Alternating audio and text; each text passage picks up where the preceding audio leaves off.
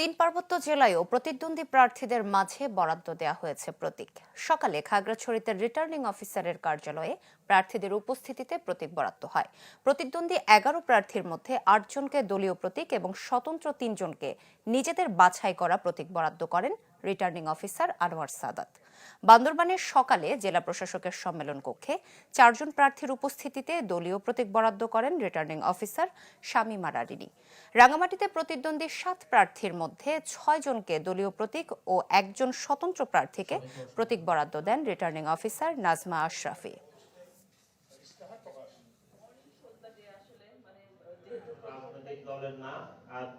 দলীয় প্রার্থী ৮ জন, তাদের দল কর্তৃক নির্ধারিত প্রতীকগুলো আমরা নির্ধারণ করছি।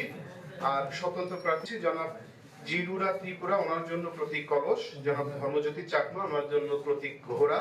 এবং জনাব সমীরণ দেওয়ান, ওনার প্রতীক হচ্ছে ফুটবল। ২৯৯ রাঙামাটি আসনের রিটার্নিং অফিসার হিসেবে আপনাদের কাছে আমার বিনীতভাবে অনুরোধ, আমরা সুষ্ঠু নিরপেক্ষ একটা নির্বাচন করব, অংশগ্রহণমূলক।